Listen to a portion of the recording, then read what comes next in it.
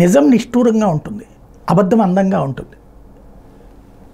ఒక సమస్య ప్రజల్లో తిరిగినప్పుడు, ఆ ప్రజల బాధ చూసినప్పుడు ఆ సమస్య ఏంటి అన్నది మనకి హృదయాన్ని టచ్ చేస్తుంది.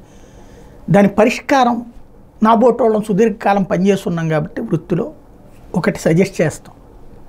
రాజకీయం కోసం ఎవరో మాట్లాడతారు కాబట్టి దాన్ని పక్కన పెట్టేటువంటి ప్రయత్నం చేయను. ఇవాళ నేను మొన్నటి నుంచి చెప్పుకొస్తుంది, వృద్ధులకి ఇంటి దగ్గర పింఛన్ ఖచ్చితంగా అవసరం.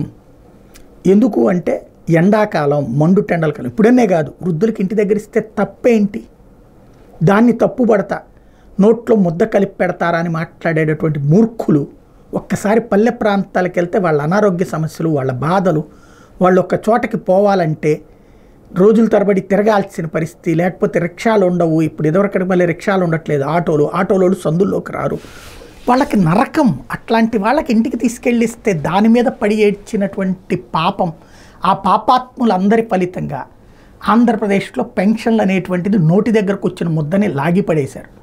క్రిందటి నెల వచ్చేటప్పటికి 1వ తారీఖు సరే ఫైనాన్షియల్ ఇయర్ కాబట్టి ఇవ్వలేరు, 2వ తారీఖు డబ్బులు డ్రా చేసేటువంటి సందర్భం కాబట్టి 3వ తారీఖు ఇచ్చారు. అది ఒకటి సరే పోనీ డేట్ అటు తిట్టాను, కానీ సచివాలయాల దగ్గరికి వెళ్లాల్సి వచ్చింది. 31 మంది ప్రాణాలు కోల్పోయారు. ఇప్పుడు మరొక దౌర్భాగ్యం, ఎన్నికల సంఘానికి మనసు ఉండదు, మానవత్వం ఉండదు, లేకపోతే వాళ్ళకి అవగాహన ఉండదు.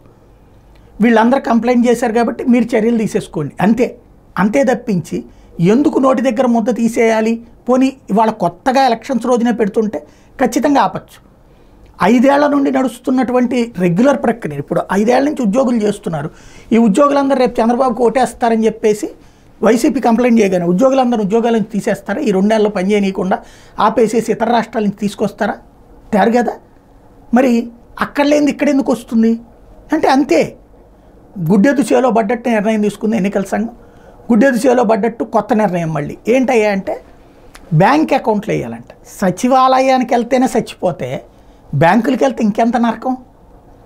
ఏ ఊర్లో ఆ ఊర్లో బ్యాంక్ ఉంది, ఇంకా సచివాలయం 2000 మందికి ఒకటన్నా ఉంది అంటే కొన్ని చిన్న హ్యామ్లెట్స్ ఉన్న చోట 3 ఊళ్ళకు ఒకటన్నా ఉంది.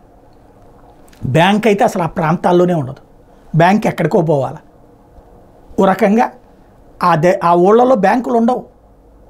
నోటి దగ్గరకు వచ్చే ముద్దని లాగించేసి ఇప్పుడు మళ్ళీ ఈ కొత్త విధానాన్ని తీసుకొచ్చి నరకం చూపెడుతున్నారు. ఈ పాపం, తిలా పాపం తలా పిడికెడు.